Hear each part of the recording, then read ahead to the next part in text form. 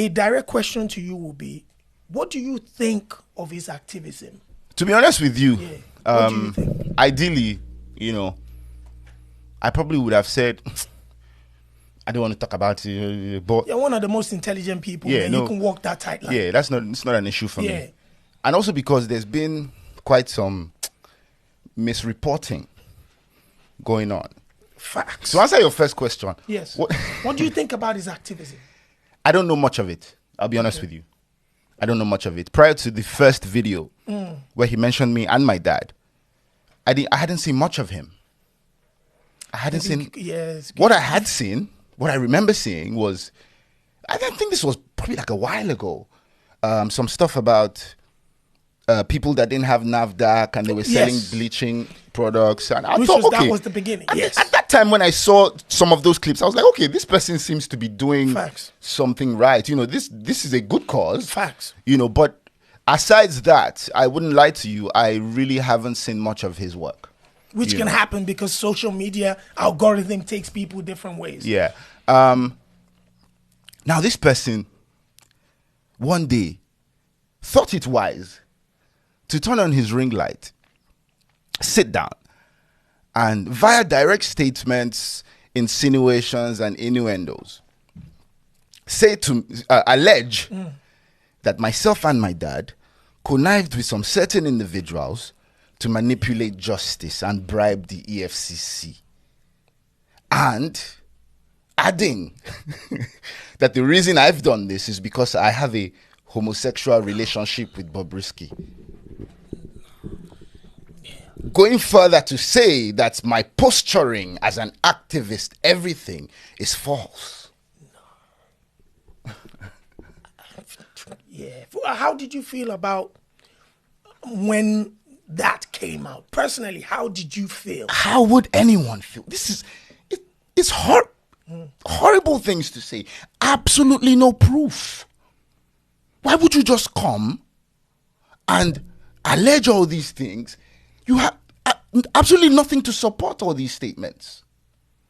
And this is why I say, when we speak about seed of discord, just ordinary Nigerians, I think also need to be a lot more careful in jumping into conclusions and let's just look at things a bit more objectively, and somebody just coming up and alleging something shouldn't be the basis for which you draw your conclusion. What has this person shown to support this allegation? And what a lot of these people will now say, why don't you face this? Okay, well, now, via my counsel, I wrote to the person that he's alleging or he's attributing all these statements to, and the person has denied that absolutely no money was paid to me or my dad for nothing. All these things are false, basically. So now you have to defend yourself because he who alleges must prove. I have gone to court for defamation of character because that's clearly what this is. Now, recently, it was reported that the court has ordered 500 million naira to be paid, blah, blah, blah. I mean, that's false. The case of defamation is still very much in court. Yes, we have instituted proceedings for defamation because, of course, that is what this is. That is very much still ongoing. However, there's something called interim applications, which you can do. While a substantive case is still ongoing, you can apply to the court for an injunction to hold on to something, because this defamation still subsists. This video I speak of is still very much on his page, on his pages. He has not taken them down, and the application was for him to take those down. So the ruling that the court exactly. Thank you very much. The ruling that the court gave was take this down and desist from any further defamatory remarks pending the determination of this substantive suit. That is what that is. That is what has been decided upon. Of course, in my defamation suit, I'm going to ask for damages because that is the only remedy available in a civil suit. I'll have you know that there's a criminal angle to defamation. I chose not to go that route. So there is a criminal angle. There's a criminal angle to defamation now. He could very well have been arrested. But this so-called oppressor narrative that they are peddling now. Because now that's the narrative that, oh, me and my family want to oppress this guy because we have legal muscle. Come on, man. I know they find trouble, Baba. Yeah.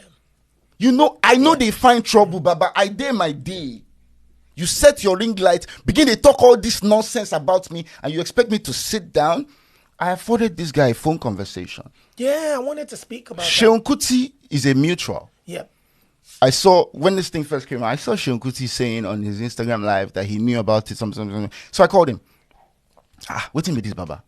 So Seun must have called him, and then he reached out to me. And on the phone, this guy was instantly defensive. From the, like, bro, try and listen. Like, what are you even already fighting about? And he said to me, without mincing words, he said, Shebi, you are a lawyer. Go to court. In my opinion, this person... During the conversation to try to find common ground. This person, in my opinion, wanted the litigation. Now, what he thinks that does for him, I do not know. I do not know what he thinks that does for him. I don't know if he thinks it will posture him as some sort of hero. But he clearly wanted the litigation. Without that conversation went. Because as soon as you posted this thing, I sent you the pre-action notice saying what you've posted is a load of bollocks, you know, absolutely false.